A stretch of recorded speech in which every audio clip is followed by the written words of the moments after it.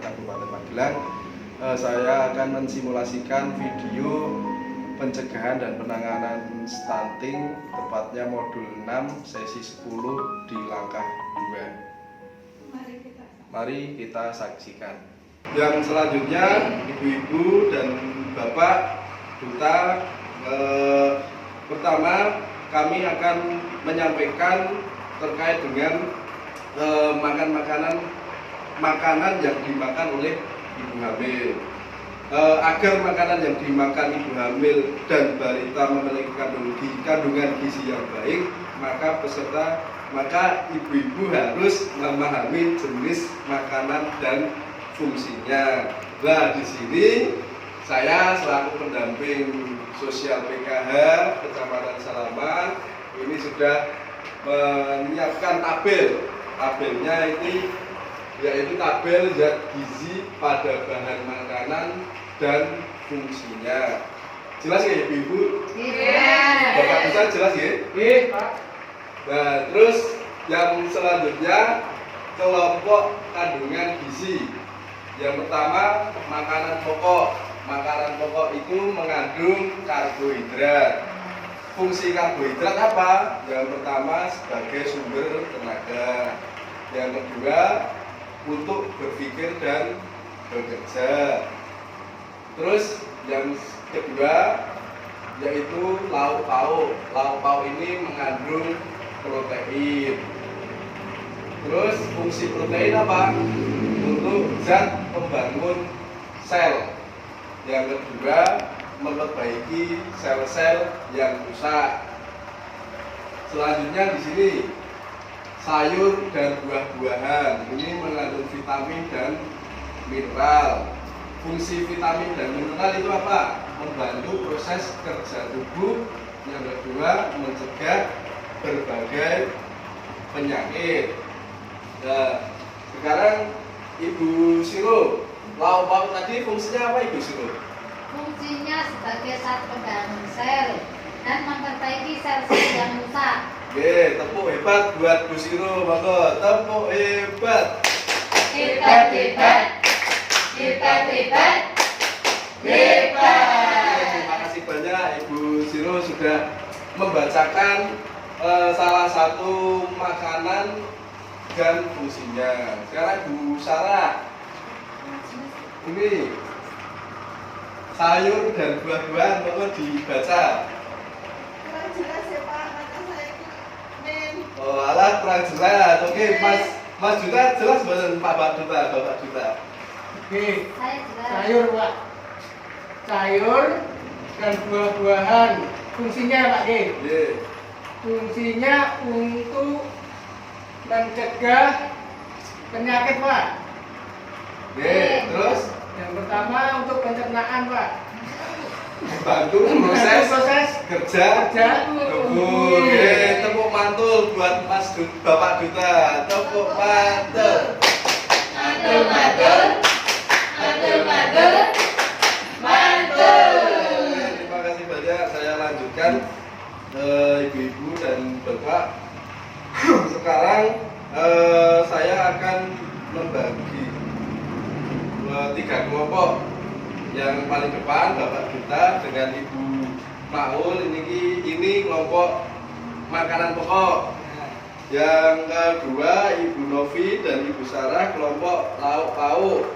Yang ketiga Ibu Siro dan Ibu Nurul kelompok sayur dan buah-buahan. Jadi tugas ibu-ibu semua untuk mengidentifikasi atau mengenali sumber bahan pangan yang ada di sekitar kita, sekitar rumah ibu, rumah bapak, itu apa saja yang ada. Misal contoh Bapak Duta dan Ibu Maul, ini kan kelompok makanan pokok.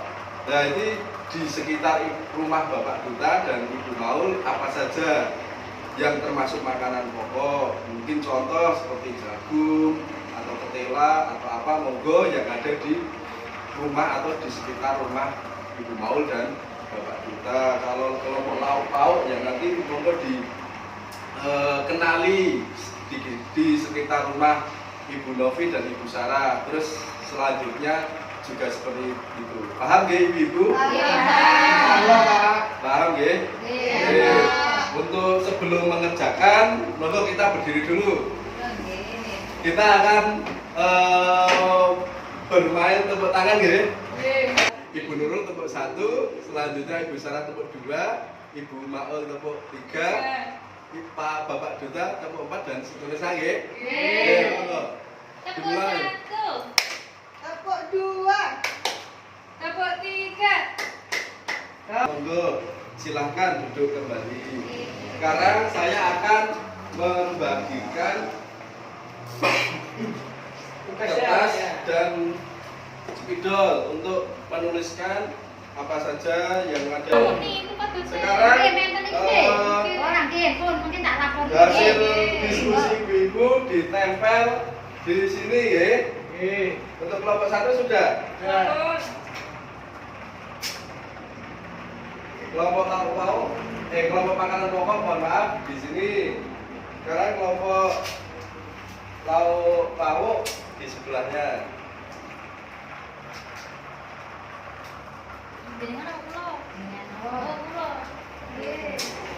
Kalau kelompok sayur dan buah-buahan.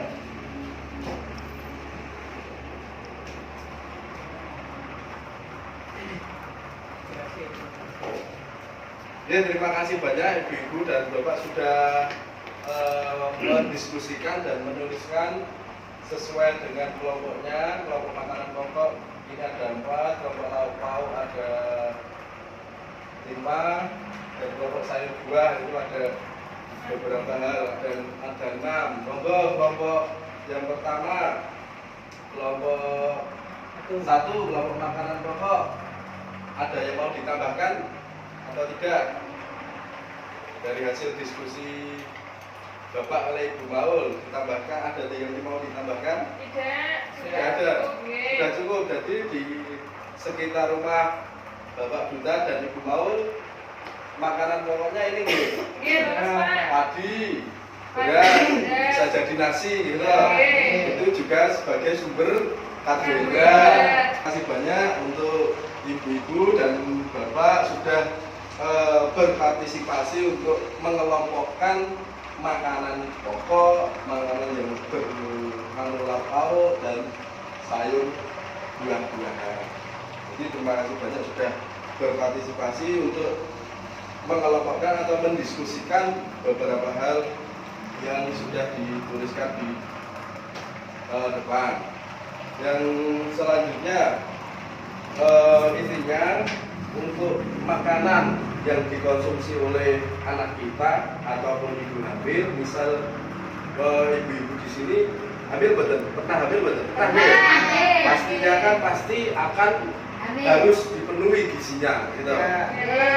Gizinya itu harus seimbang.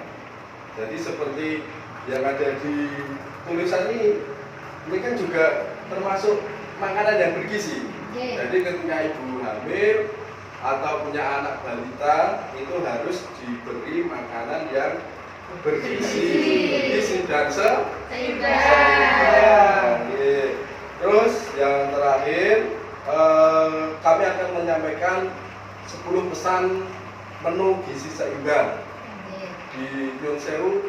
Mohon maaf, dengarkan ibu-ibu ya. Kasih ngantor semangat nih. Bapak dosen Bu Nurul Pak ngantor dia. Yang pertama 10 pesannya buat kita semua dan buat saya pribadi dan ibu-ibu semua. Yang pertama, syukuri dan nikmati aneka ragam makanan. Yang kedua, banyak makan buah dan sayur. Yang ketiga, biasakan mengkonsumsi lauk pauk yang mengandung protein tinggi. Yang keempat, biasakan mengkonsumsi aneka ragam makanan pokok. Yang kelima, batasi konsumsi pangan manis. Dan yang batasi konsumsi pangan manis, asin dan berlemak. Yang keenam, biasakan sarapan pagi. Yang ketujuh, biasakan minum air putih yang cukup dan aman.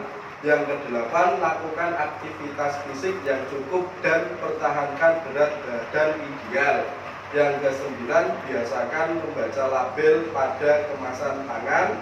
Yang ke-10, cuci tangan pakai sabun dan air bersih. yang mengalir. Jadi seperti itu, ada 10 pesan menu gizi. Demikian video yang saya simulasikan, semoga bermanfaat untuk semuanya. Terima kasih. Wassalamualaikum warahmatullahi wabarakatuh.